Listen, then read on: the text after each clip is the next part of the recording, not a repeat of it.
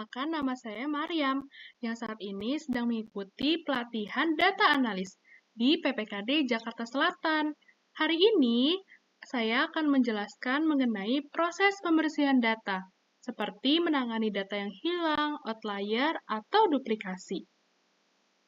Nah, untuk melakukan hal tersebut, persiapkan dataset yang akan dibersihkan. Nah, untuk dataset yang akan saya gunakan adalah dataset mengenai akun sosial media. Di sini ada ID akun, username, nama lengkap, platform, follower, following, total post, like, average, verify, kategori, engagement rate, negara, tanggal daftar, dan monetisasi. Saya membuka data tersebut dengan format Excel. Kemudian, dari data tersebut dapat diketahui bahwa memiliki jumlah baris sebesar 1000 dengan 14 kolom utama. Kemudian tipe datanya adalah tergantung dari isi kolomnya, seperti di kolom username adalah teks, kemudian nama lengkap juga teks, namun di kolom follower, following, total post, dan like adalah angka atau numerik. Kemudian, identifikasi missing value, duplikat, outlier, dan format yang tidak konsisten. Dapat kita lihat bahwa dari Excel ini ada data-data yang tidak terisi atau diisi dengan tidak seperti format yang lain. Contohnya di kolom username ada tulisan none atau tidak ada atau null, kemudian di kolom platform itu kosong, kemudian di kolom followers malah ada tanda strip, kemudian di kolom verify itu tidak konsisten apakah dia itu ya atau tidak, karena ada jawaban yang beragam, yaitu no, ada tidak ada, kemudian ada, salah, tidak, false, atau true gitu.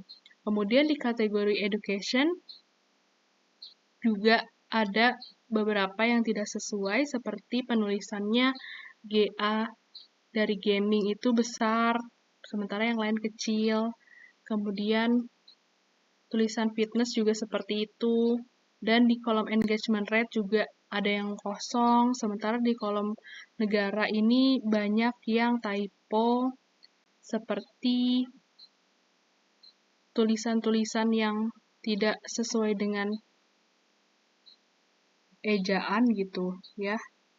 Misalnya di sini ada tulisan Ejpang, jadi harusnya di depannya J, malah E-nya yang di depan, kemudian tanggalnya juga belum konsisten, dan monetisasi yang juga belum konsisten.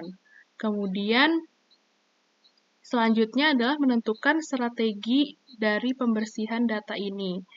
Nah, kalau misalnya memang kosong, seperti username, tapi itu kan tidak mempengaruhi dari analisis yang akan dilakukan. Jadinya, kalau untuk username, di sini bisa dilihat data yang sudah saya bersihkan adalah saya tulis dengan unknown, karena itu pun nanti juga tidak akan dihitung mengenai username, karena username setiap orang kan berbeda-beda. Kemudian untuk nama lengkap juga sama seperti itu, karena kita tidak bisa mengarang nama seseorang, jadi ditulis dengan AAA, kemudian di platform juga tidak diketahui, jadi ditulis unknown. Sementara untuk tabel yang berisi angka seperti followers, following, total post, dan like, itu diisi menggunakan teknik imputasi dengan menggunakan median. Kenapa median? Karena bisa dilihat bahwa rentang data yang ada di kolom followers, following, total post, dan like ini sangat jauh gitu rentangnya. Misalnya di sini ada angka 397, tapi kemudian langsung tiba-tiba ke 9.000 gitu. Kemudian di sini juga ada angka 9 juta, terus tiba-tiba ada angka 441 juta, sehingga tidak bisa menggunakan rumus rata-rata, jadi menggunakan median atau nilai tengah. Nah, untuk menggunakan median atau nilai tengahnya juga tidak langsung keseluruhan datanya itu diikutsertakan begitu. Jadi dikategorikan dulu, kolom yang kosong itu termasuk kategori apa? Misalnya dalam kategori beauty, kategori content beauty, kemudian di kategori content beauty ini ada di platform mana? Misalnya contoh di platform Facebook, maka kolom yang kosong ini, warna kuning adalah menunjukkan kolom yang sebelumnya kosong, itu diisi dengan menggunakan median dari tabel kolom following yang ada di sort by ini, gitu. Jadi perlu diperhatikan bahwa untuk mengisi kolom yang kosong tersebut juga tidak dengan sesuatu yang sembarangan, begitu. Kemudian setelah mengisi kolom yang kosong di bagian angka, di bagian verify tadi kan tidak seragam ya, ada yang ya, ada yang tidak, ada yang false, ada yang true, itu diseragamkan begitu. Bisa disesuaikan kepada rekan-rekan sekalian ingin menggunakan true atau false, bisa juga yes or no, atau seperti saya memilih ya atau tidak. Nah, itu berarti dikelompokkan terlebih dahulu. Ini bisa dilihat di sebelah sini, untuk kolom verify ada apa saja gitu. Misalnya di sini ada 0. 0 itu tidak, 1 itu ya. Kemudian berarti 0 itu 1 itu ya, berarti ada itu juga ya, benar itu ya, karena kan dari true. Kemudian iya itu juga.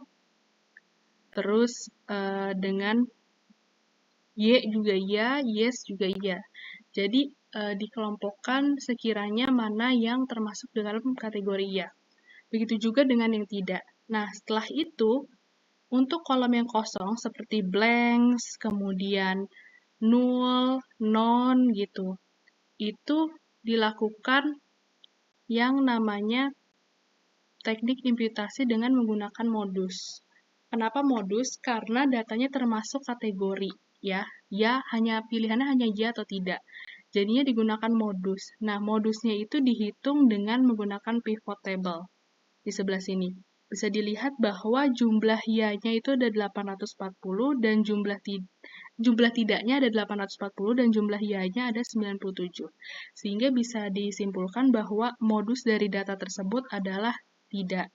Sehingga kolom kosong di kategori verify ini, di kolom verify ini ditulis dengan tidak gitu. Kemudian untuk kategori kategori dari medsosnya atau kategori kontennya itu untuk yang penulisannya diseragamkan yaitu menjadi upper ya. Kemudian untuk kolom yang kosongnya ditulis unknown karena tidak diketahui gitu. Tidak ada informasi lebih lanjut yang menunjukkan konten apa yang ada di dalam media sosial mereka. Kemudian untuk engagement rate, karena engagement rate ini penting ya untuk mengukur interaksi dalam akun seseorang, jadi tidak bisa dikira-kira setiap orang itu berbeda, maka diisi dengan tulisan NA.